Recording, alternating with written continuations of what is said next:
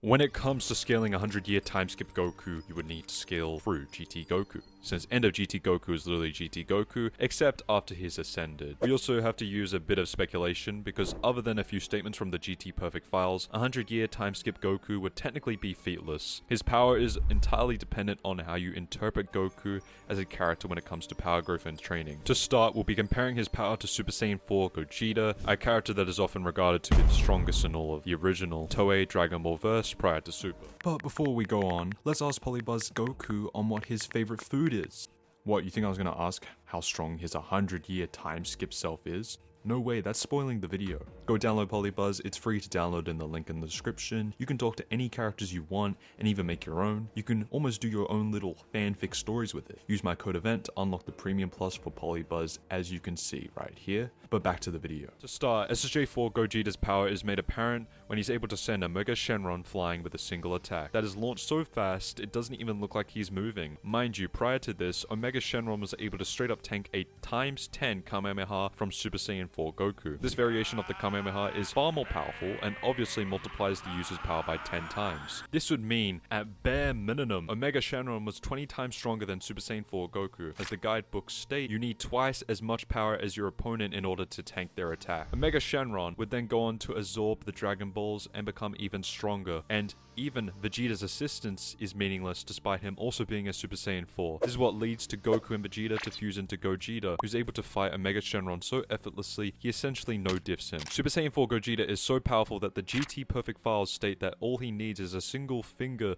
to defeat Omega Shenron, and even a single leg is enough to deflect and purify Omega Shenron's negative karma ball, which is often regarded as his strongest attack in just a single go. The GT Perfect files also states that Super Saiyan 4 Gogeta, in terms of strength, is dozens of times stronger than a normal Super Saiyan 4. Now initially, this would make you believe that SSJ4 Gogeta was only stronger than SSJ4 Goku by 24 to 96 times, but this would be false. It's very likely that the multiplier is far higher, as depending on your interpretation of the fusion dance multiplier prior to the Dragon Ball Super retcon, it's either A plus B or A plus B plus an unknown number, but regardless, this would still be higher than 24 through 96 times. But after this, Gogeta proceeds to mess around and isn't able to defeat Omega Shenron in time, and due to his absurd power, his time limit is cut from 30 minutes to 10 minutes and he defuses before he can defeat Omega Shenron. So, okay, we know how strong Super Saiyan 4 Gogeta is, so how on earth is Goku going to surpass him? Sure, he had 100 years to train, but surpassing the power level of a fusion with your own power is pretty unheard of, right? Well, actually no, Goku's done it multiple times throughout Dragon Ball, specifically in Super, but I already know some of you will think that using Super Goku to justify 100-year Goku scaling would be unfair, which is totally fine. What if I were to tell you that GT Goku actually surpassed the power of Super Vegeta, and whether you like it or not, Batora Fusion was simply stronger than the fusion dance,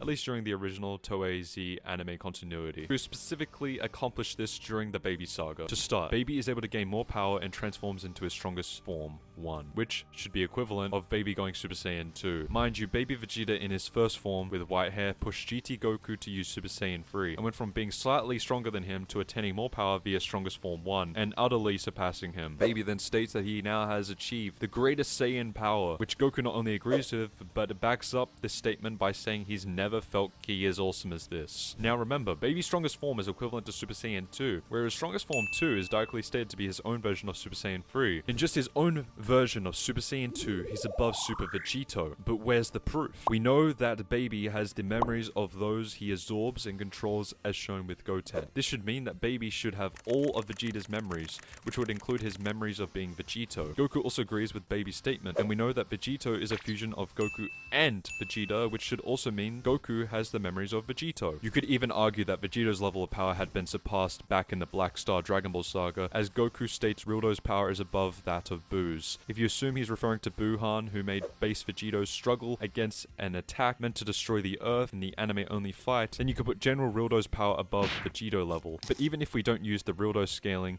and we assume that Goku was talking about Kid Buu when he said Rildo was stronger than Buu, Goku would still have memories of being Vegito, so he'd know what he's talking about. And the same applies to Baby, who's currently possessing Vegeta. Way later, Goku then returns to Earth after having his tail pulled out by both Supreme Kais. However, Baby states that Goku hasn't gotten stronger, which is shown when Baby isn't fazed by Goku's attacks at all. Goku gets a beat down again, looks up at the moon and transforms into a golden great ape, which the GT perfect file states that the form is nothing more than a great ape evolved into a Super Saiyan state. As for a multiplier, there is no official one. You could argue that Golden Great Ape would be just combining the multipliers of Super Saiyan and Great Ape. Super Saiyan is 50 times and Great Ape is 10 times, which would be 500 times multiplier. However, this is debatable as that multiplier is barely over Super Saiyan 3's multiplier, which we know Super Baby 2 is equivalent to. Goku went from being beaten by Baby's first form to overpowering Super Baby 2 as a Golden Great Ape. Therefore, you could argue that Golden Great Ape is 10 times stronger than Super Saiyan 3. Regardless of whatever you think, Golden Great Ape's multiplier is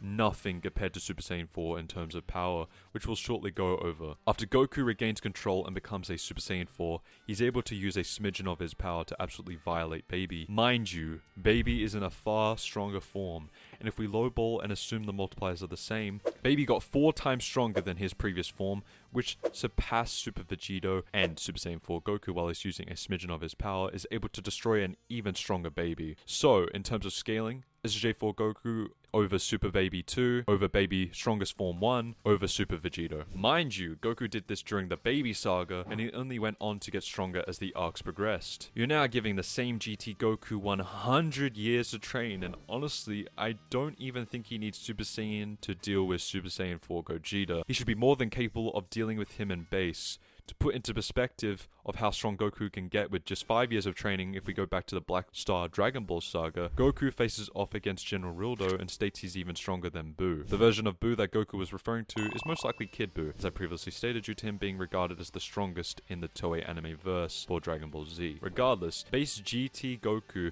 would go on to slam General Rildo despite him being stated to be stronger than Buu. We know that Kid Buu is relative to Super Saiyan 3 Goku, and the multiplier for Super Saiyan 3 is 400 times. So at low ball and just 5 years of training, base GT Goku became 400 times stronger than his end of Buu Saga counterpart. As I said earlier, this is a low ball. If you honestly believe that Goku was talking about Kid Buu, if you're able to prove that he was talking about Buuhan, who is a fusion of Buu, Gohan, Piccolo, Gotenks, who required Vegeta to surpass, this would mean that base GT Goku is just far stronger, as base Vegeta is stated to be even stronger than a Super Saiyan 3, and would go on to use Super Saiyan, which would make base Vegeta, who has Super Saiyan 3 levels of power, to be 50 times stronger. If you do the math, the numbers simply get nutty, but 400 times stronger seems to be fair for GT Goku.